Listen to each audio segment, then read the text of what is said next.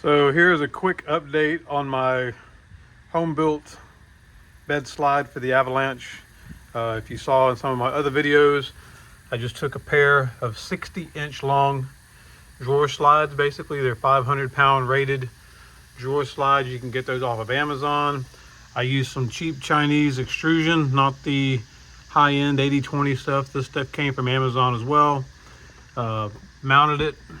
You can go back and watch my other video, but mounted it to the sides of the truck, capped it with a piece of sheet aluminum.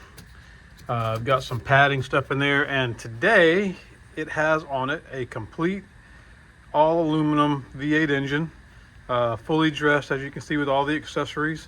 And this thing weighs probably around 550 pounds if I had to guess, with all the accessories on it. And so I just wanted to do a quick video to show you how it works. Now, it's definitely putting some stress on that thing. It's got a little bit of a bow in there, but it's holding it.